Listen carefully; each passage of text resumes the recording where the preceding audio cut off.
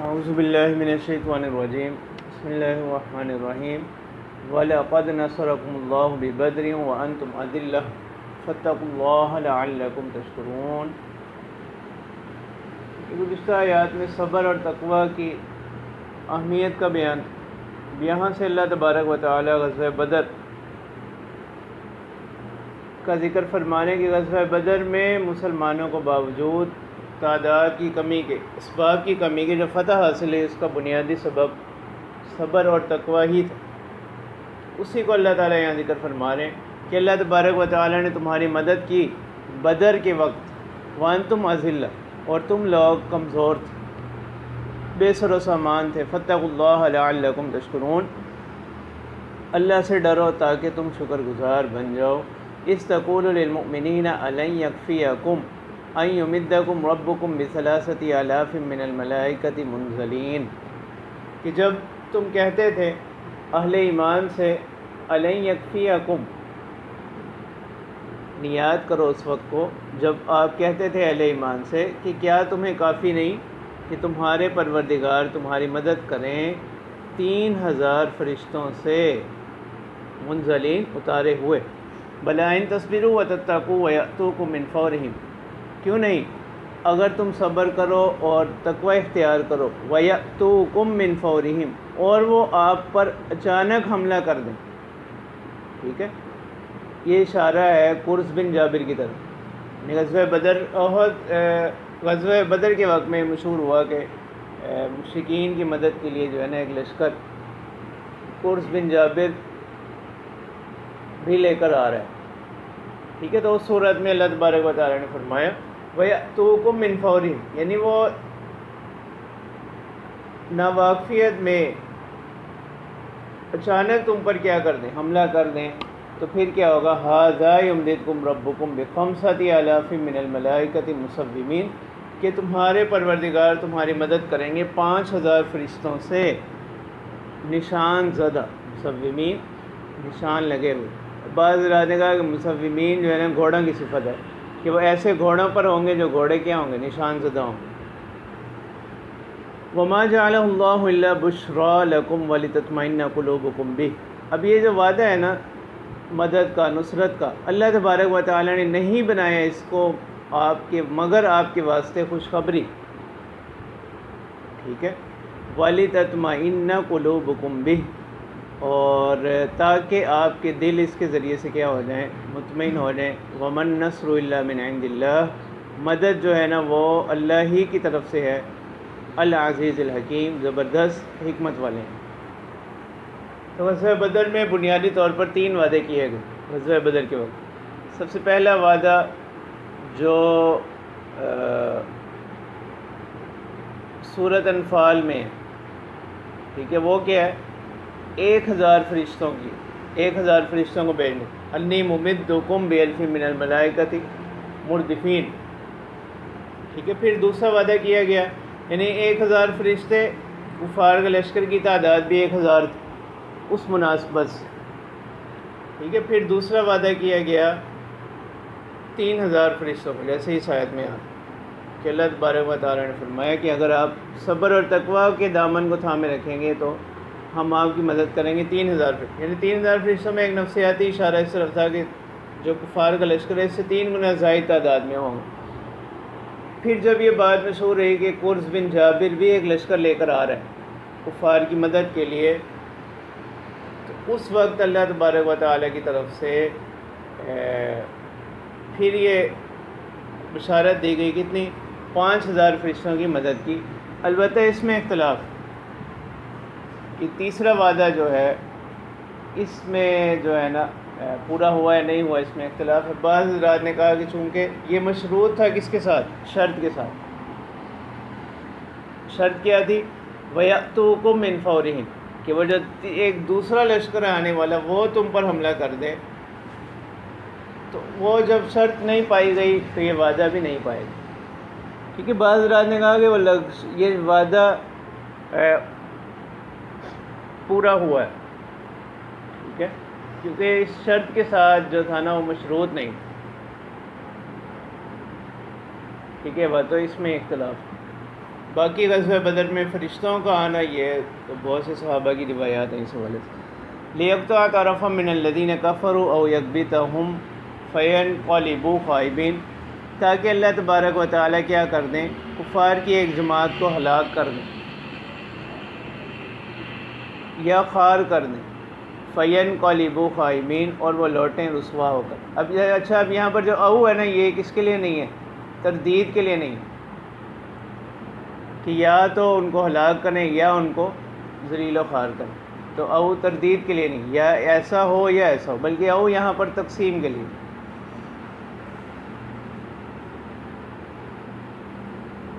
لیس لک من الامر شیء او یتوب علیہم او یعذبہم فانہم ظالمون۔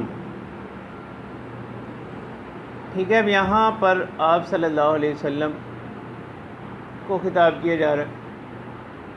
اس کے شان نزول میں مختلف روایات ہیں۔ ایک تو یہ ہے کہ غزوہ احد کے وقت جب اللہ کے رسول صلی اللہ علیہ وسلم کو یعنی بعض لوگوں نے زخمی کیا، ٹھیک ہے، آپ کی دندان مبارک جو ہے نا وہ شہید ہو، ان کی کوشش یہ تھی یعنی پیغمبر کو نقصان پہنچانا، یہ در حقیقت کیا ہے؟ اسلام کو نقصان پہنچانا۔ چونکہ آیات کا جو سیاق ہے وہ بھی غزوہ احد کا ہی بیان چل رہا ہے، غزوہ بدر اور احد کا بیان چل رہا ہے۔ اس وقت جو ہے نا اللہ کے رسول صلی اللہ علیہ وسلم نے ان کو بددعائیں دی جو کفار تھے، ٹھیک ہے۔ اور بعض حضرات نے کہا کہ قبیلہ رعل اور ذکوان، انہوں نے آپ صلی اللہ علیہ وسلم سے یعنی آ کر ظاہری طور پر اپنے اسلام کا اظہار کیا اور آپ سے تعلیم کے لیے کچھ لوگ مانگے، ٹھیک ہے۔ تو ان لوگوں نے دھوکے سے 70 صحابہ کو کیا کر دیا؟ شہید کر دیا، ٹھیک ہے، جس کو واقعہ بیر معونہ بھی کہا جاتا ہے۔ انہوں نے 70 صحابہ کو شہید کیا۔ تو آپ صلی اللہ علیہ وسلم نے ان لوگوں کو ان کے لیے کیا فرمائی؟ بددعا فرمائی۔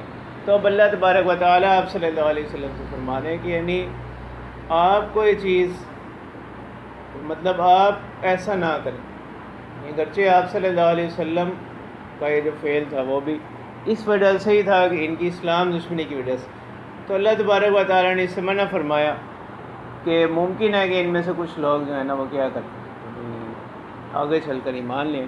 لیس لک من الامر شیء او یتوب علیہم او یعذبہم فانہم ظالمون، یعنی آپ کو اس معاملے میں کچھ نہیں چاہیے، تب آپ کچھ نہ کریں۔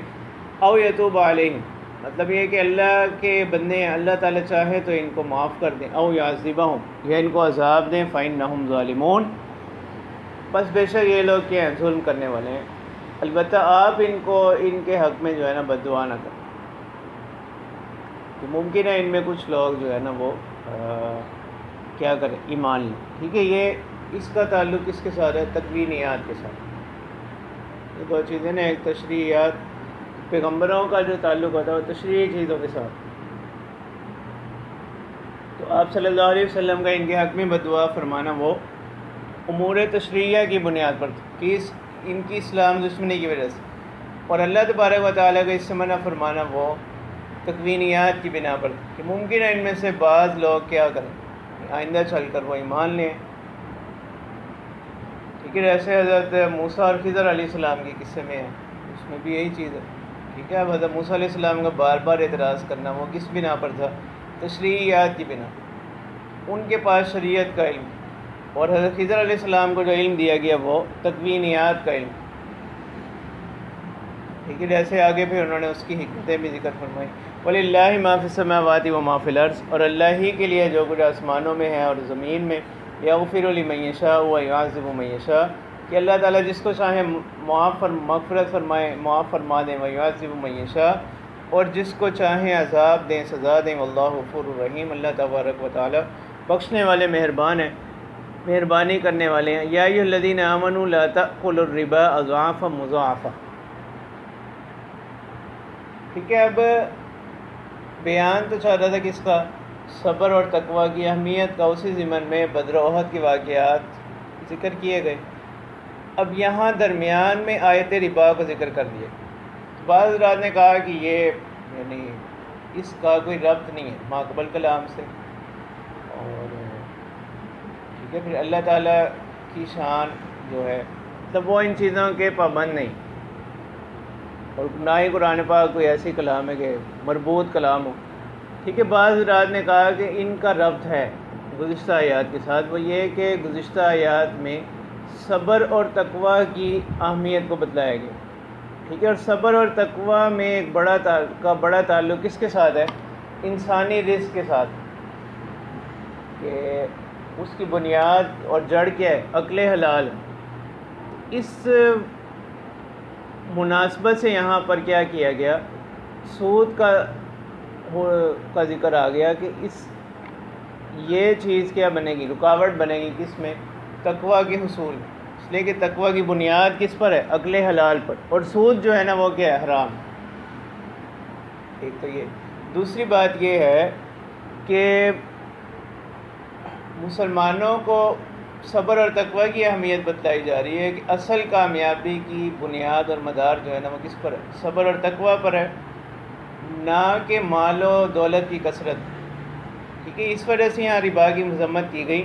وہ ہے کہ کفار جو ہے نا وہ سودی تجارت کرتے تھے، سودی معاملات کرتے تھے، یعنی وہ اپنا پیسہ سود پر لگاتے، اس سے جو نفع حاصل ہوتا اس کو پھر وہ اسلام کے خلاف جنگوں میں استعمال کرتے. ٹھیک ہے، اور غزوہ احد تو سارا ہوا ہی اس پر تھا، یعنی ان کا جتنا بھی سرمایہ لگا ہوا تھا تجارت میں، اس پر جو نفع ہوا انہوں نے کہا کہ ہم اس کو کیا کریں، اس کو ہم اپنے جو ہے نا بدر کا کیا کریں، بدلہ لیں.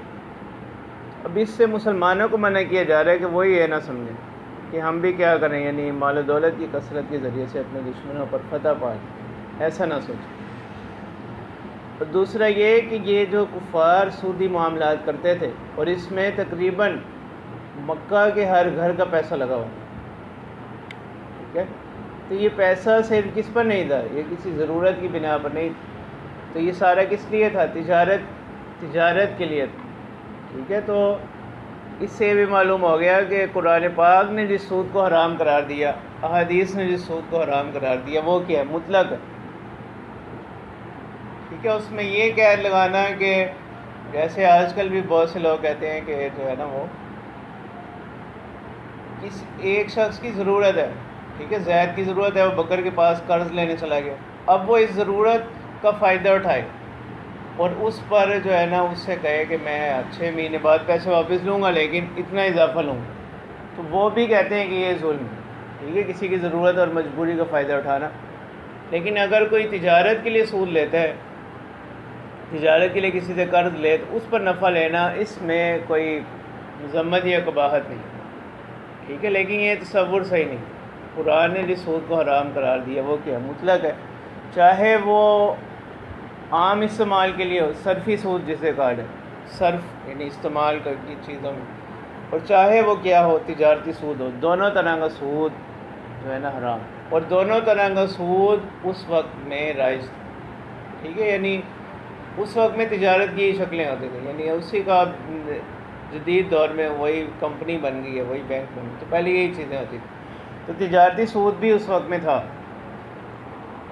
تو اللہ تبارک و تعالیٰ اس سے منع فرمان ہے.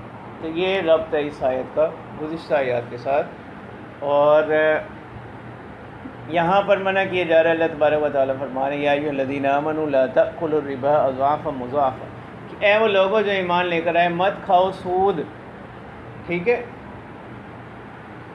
پھر یہاں پر یہ بھی اضعافا مضاعفا، دگنے پر دگنے. اس کی صورت میں آپ کو بتا واتقوا اللہ لعلکم تفلحون، اور سود سے بچو اور اللہ سے ڈرتے رہو تاکہ تم کامیاب ہو جاؤ، فلاح پاؤ. واتقوا النار التی اعدت للکافرین، اور ڈرو اس آگ سے جو تیار کی گئی کفار کے لیے. ٹھیک ہے، اب یہاں پر ایک تعبیر قرآن پاک میں جو اختیار کی گئی نا، لا تأکلوا الربا. ٹھیک ہے، عقل کی تعبیر. ٹھیک ہے، لا تأکلوا الربا یعنی سود مت کھاؤ، کیونکہ عام جو مقصود ہوتا ہے نا ان چیزوں سے انسان کو، وہ کیا ہوتی ہے، یعنی اپنی معاش کی ضروریات کو ہی پورا کرنا ہوتا ہے. تو اس وجہ سے اس کو عقل سے تعبیر کر دیا جاتا ہے. ٹھیک ہے، جیسے عقل حلال، عقل حرام، یعنی صرف کھانے پینے کے ساتھ تعلق نہیں. مطلب چونکہ اس کا ایک بڑا مقصود یہی ہوتا ہے، تو اس وجہ سے اس کو اس سے تعبیر کر دیا۔ اضعاف و مضاعفہ کی صورت یہ ہوتی تھی کہ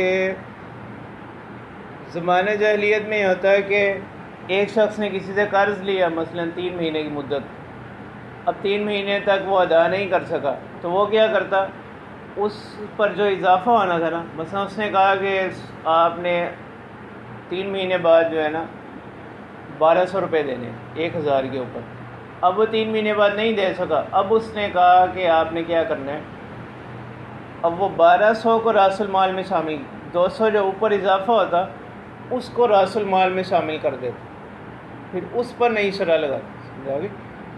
تو جو شرح سود ہوتی اس کو راس المال میں شامل کر دیا جاتا، پھر اس پر مزید کیا کر دی جاتی، فیصد بڑھا دی جاتی، اس طرح جو ہے نا وہ مدت کے ساتھ ساتھ کرتے رہتے، تو اس کو کہا گیا اضعاف و مضاعف، یعنی یہ اس کی مزید قباحت کو بتلانے کے لیے، یعنی یہ قید کوئی قید احترازی نہیں ہے، اگر ویسے سود ہو تو اس کی اجازت نہیں، یعنی اس کی مزید قباحت کو بتلانے کے لیے اس کی مثالیں دی گئی، جیسے کوئی بادشاہ جو ہے نا اپنی رعایا سے کہے کہ کیا نہ کرو، یا رشوت خوروں سے کہے کہ زیادہ نہ کھاؤ، ٹھیک ہے، یہ اب زیادہ نہ کھانے کا یہ مطلب نہیں کہ کم کھا لو، مطلب زیادہ نہ کھاؤ، یہ اس کی برائی کی طرف اشارہ کرنے کے لیے، اس کی قباحت کو بتلانے کے لیے، تو قرآن پاک بھی عام محاوروں پر نازل ہوئی، ٹھیک ہے، جیسے اللہ تبارک و تعالیٰ فرماتے ہیں فَلَا تَجْعَلُوا لِلَّهِ اندادا، کہ اللہ کے ساتھ کسی کو شریک نہ ٹھہراؤ۔ اب اندادن کیا ہے،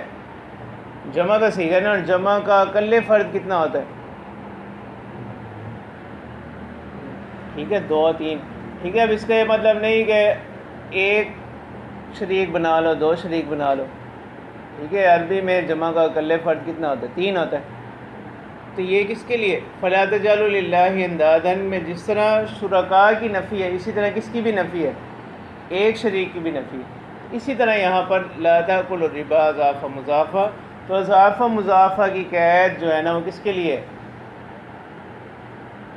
اس کی مزید قباحت کو بتلانے کی، ٹھیک ہے، یعنی یہ قید احترازی نہیں ہے کہ اگر کم ہو تو پھر اجازت، جیسے اللہ تبارک و تعالیٰ قرآن پاک میں فرماتے ہیں وَلَا تَشْتَرُوا بِآيَاتِي ثَمَنًا قَلِيلًا، ٹھیک ہے، اب ثَمَنًا قَلِيلًا کی جو قید ہے وہ بھی کس چیز کو بتلانے کے لیے کہ جو ہدایت ہے اس کے بدلے میں جو کچھ بھی ہوگا وہ ثمن قلیل ہی ہو، جو کچھ بھی فائدہ انسان لے لے وہ ثمن قلیل ہی، اس کا یہ مطلب نہیں کہ اگر کوئی آیات کو ثمن کثیر کے عوض میں بیچے تو وہ کیا ہوگا، اس ممانعت میں داخل نہیں ہے، یہ مطلب ہے۔ وَأَطِیعُوا اللَّهَ وَالرَّسُولَ لَعَلَّکُمْ تُرْحَمُونَ، اور اطاعت کرو اللہ کی اور رسول کی، لَعَلَّکُمْ تُرْحَمُونَ، مطلب کیا ہے کہ رسول کی اطاعت بھی در حقیقت کس کی اطاعت ہوگی، اللہ ہی کی اطاعت ہوگی، تاکہ تم پر رحم کیا جائے، وَسَارِعُوا إِلَىٰ مَغْفِرَةٍ مِّن رَبِّكُمْ، اور جلدی کرو، سبقت کرو اپنے پروردگار کی طرف سے مغفرت کی طرف، وَجَنَّةٍ عَرْضُهَا، اور ایسے جنت کی طرف کہ جس کی چوڑائی السماوات والارض، وہ کتنی ہے، آسمان و زمین، ٹھیک ہے، اب چوڑائی کا ذکر کیوں کیا گیا، کیونکہ کیا ہوتا ہے، لمبائی چوڑائی سے کیا ہوتی ہے زیادہ، کہ جس کا عرض کیا ہے زمین و آسمان کی مقدار کے برابر ہے، اعدت للمتقین، تیار کی گئی کس کے واسطے، اہل ایمان کے لیے، ٹھیک ہے، اس سے معلوم جیسے گزشتہ کہا گیا واتقوا النار التی اعدت للکافرین،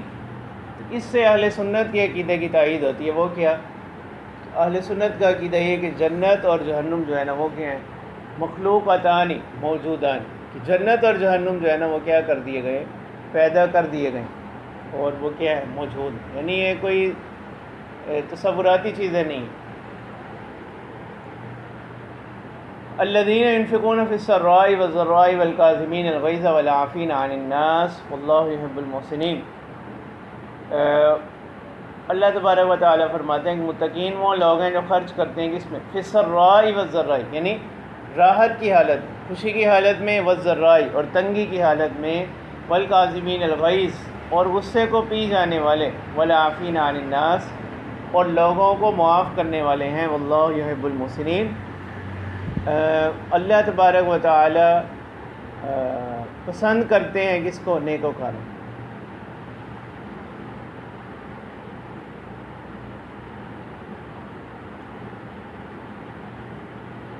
ٹھیک ہے، دوسرا یہاں پر ایک نقطہ یہ بھی ہے کہ الذین ینفقون، جو خرچ کرتے ہیں، ٹھیک ہے، لیکن اس کا مفعول بھی مذکور نہیں، کیا چیز خرچ کرتے ہیں، اس سے مراد ہوا صرف، اس سے مراد مال خرچ کرنا نہیں، ٹھیک ہے، صرف مال ہی مراد نہیں، بلکہ کوئی بھی خیر کا کام، بھلائی کا کام۔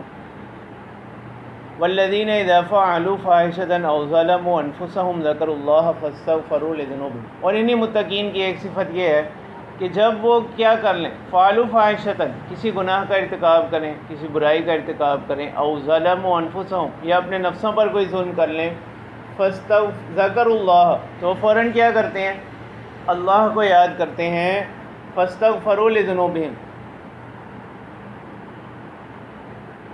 اور اپنے گناہوں پر استغفار کرتے ہیں، وَمَن يَغْفِرُ الذُّنُوبَ إِلَّا اللَّهُ، اور کون معاف کرے گا گناہوں کو اللہ کے سوا، وَمَن يَغْفِرُ الذُّنُوبَ إِلَّا اللَّهُ، اور کون معاف کرے گا گناہوں کو اللہ کے سوا، وَلَمْ يُصِرُّوا عَلَى مَا فَعَلُوا وَهُمْ يَعْلَمُونَ، اور وہ جانتے بوجھتے اپنے ان گناہوں پر کیا نہیں رہتے، اصرار نہیں کرتے، وَلَمْ يُصِرُّوا عَلَى مَا فَعَلُوا وَهُمْ يَعْلَمُونَ، اور وہ جانتے ہوئے اپنے کاموں پر کیا نہیں کرتے، اصرار نہیں، یعنی انہی پر قائم رہ گئے۔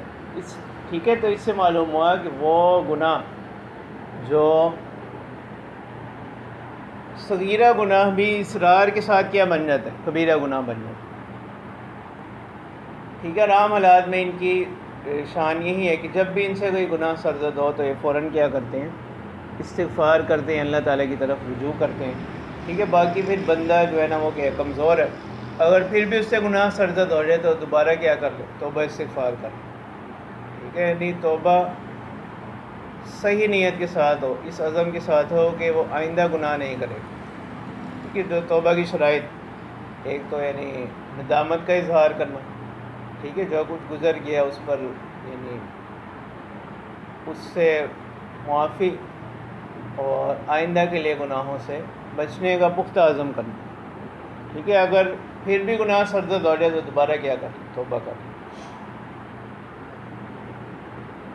مطلب ایسا نہ ہو کہ اس کے ذہن میں پہلے سے ہی بات ہو، ٹھیک ہے، پھر وہ خطرناک۔ اولئک جزاؤہم مغفرۃ من ربہم، ایسے لوگوں کا صلہ کیا ہوگا، ان کا انعام کیا ہوگا، اللہ تبارک و تعالیٰ فرما رہے ہیں ایسے لوگوں کا بدلہ جو ہے نا وہ کیا ہے، مغفرت ہے ان کے پروردگار کی جانب سے، اور ایسے باغات وجنات تجری من تحتها الانہار خالدین فیہا، ایسے باغات ہیں جس کے نیچے نہریں بہتی ہوں گی، وہ اس میں ہمیشہ رہیں۔ پھر عام طور پر انسان کو نعمت میں ایک بڑا ڈر یہی ہوتا ہے کہ یہ عارضی نہ ہو، اس کی جو ہے نا اس تحفظ کو دور کیا گیا، خالدین فیہا کہہ کر کہ وہ اس میں ہمیشہ رہیں گے، ونعم اجر العاملین، اور بہترین ہے بدلہ عمل کرنے والوں۔